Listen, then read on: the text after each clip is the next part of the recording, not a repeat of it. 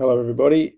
In today's lesson we're going to talk about how functions change in terms of the way they increase, decrease, and this lesson also has a lot to do with stationary points. They feature in the way that we describe how functions change. So we'll do a recap of what stationary points are, how we find them. We'll talk about the different types of stationary points and how we establish the nature of stationary points. And based around these stationary points and what else is occurring in the function, we'll talk about the way in which we describe the types of increase and decrease we see in functions.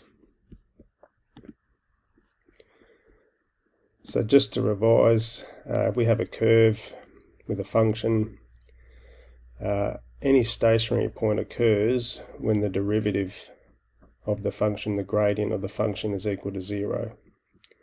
So we would say the stationary point occurs when x equals a, because f prime of a would be equal to 0.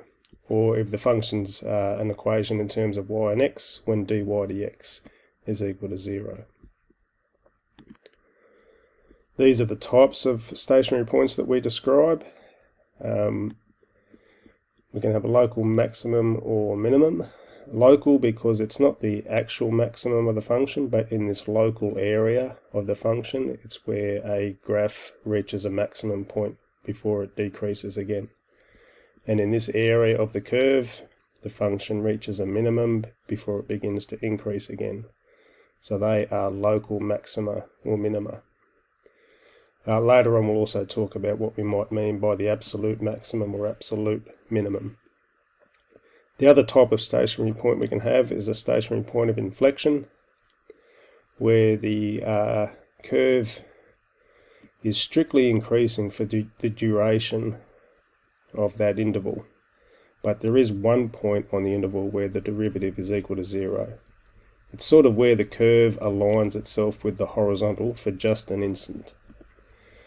There is another type of stationary point of inflection, another type of point of inflection that is not stationary, where the curvature changes, like we see here in this curve, but at no point does the derivative actually reach 0. It stays positive. Or if the graph is decreasing, it's always negative. In this lesson, we might talk about a range of questions where we might be required to describe the way in which functions change. So we're going to cover these types of examples here. We might look at a function and say, right, for what values of x is the function stationary? And we'll be looking to solve the derivative is equal to 0.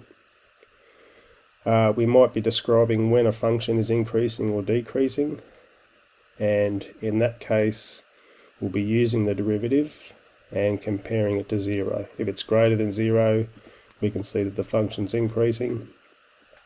If it's less than 0, it's decreasing. We're talking then about its rate of change. It's got a positive rate of change or a negative rate of change, which is actually the focus of our next lesson. We also will distinguish what we mean by strictly increasing or strictly decreasing. And in this case, we don't actually refer to the derivative. We simply look at the values of the function and we compare 2 points on the curve. If the functions are lower afterwards, then it's strictly decreasing. If the function is rising to a higher point, then it's strictly increasing. So you might pause the video and just have a look at that definition there of a strictly increasing function.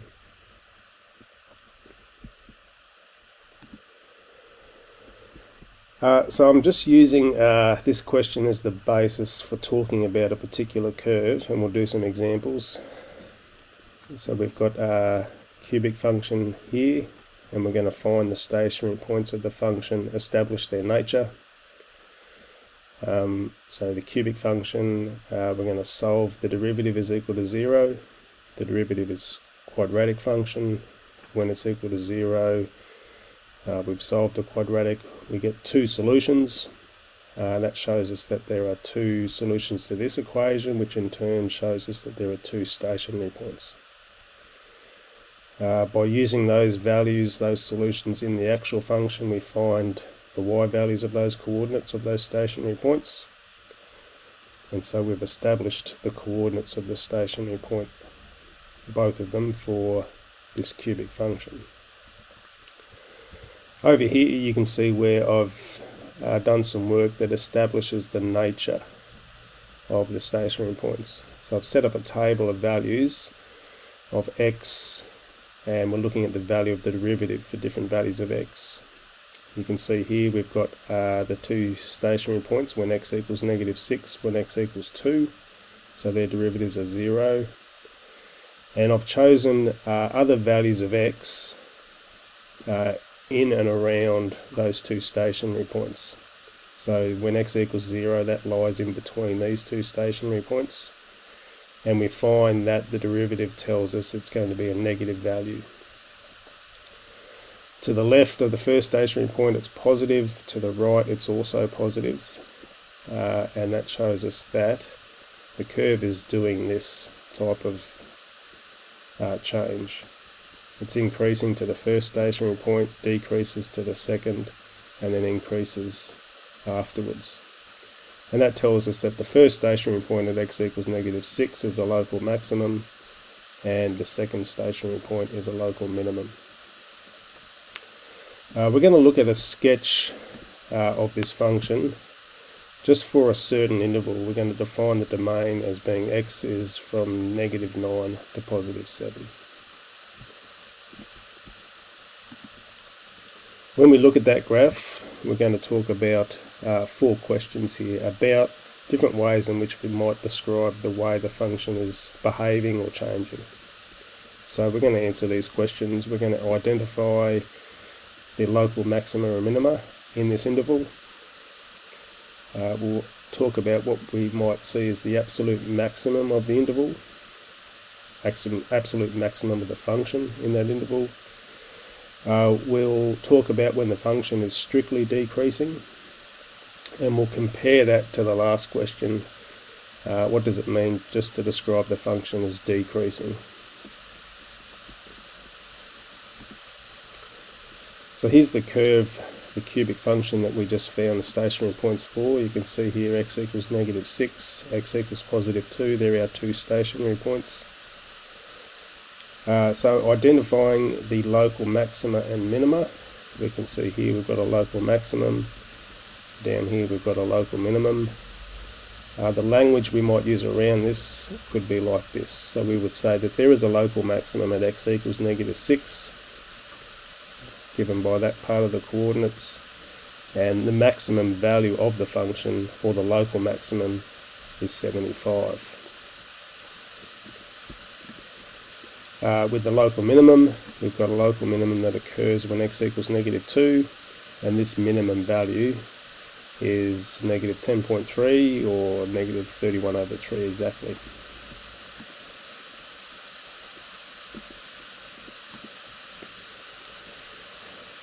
If we were to talk about what the absolute maximum value of the function is on this interval, we can see from the graph that at the right end point of the function, where we've got the end of the interval, the boundary value for the interval, x equals 7, that's where our absolute maximum occurs. It's obviously higher than the local maximum we found earlier.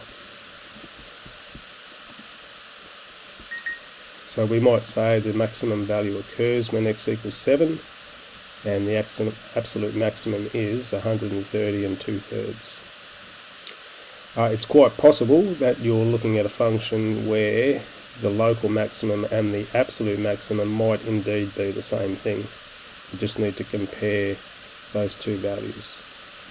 So a local maximum can also be an absolute maximum, and you might think of a inverted quadratic equation, quadratic function. So we're going to talk about when the function is strictly decreasing over the interval. So we can see this part of the function in between the two stationary points, where obviously the curve is going down, so it's decreasing. I guess the tricky part about this question is how we accurately establish all of the values of x for which the function is strictly decreasing. So while the function is actually stationary at -6, the function is moving to a lower point. And so we would say that even at x equals -6, the function is strictly decreasing, because any point after that is going to have a lesser value of the function. When x equals -2, it reaches a local minimum, and immediately before that it was coming from a higher place. So up until that point, x equals 2, it's also strictly decreasing. And so the way we might answer this question is to say the function is strictly decreasing from x equals -6 to x equals 2. And we think about the definition of strictly decreasing. If we were to pick any two values, a and b, in this interval, if a is less than b, that would always imply that the function of b is less than the function of a. In other words, the graph for all of these between these two values is moving to a lower place. So for example, if x equals 0 and b equals 2, here's the function at x equals 0, here's the value of the function at x equals 2. It's moved to a lower place, so the function has been strictly decreasing.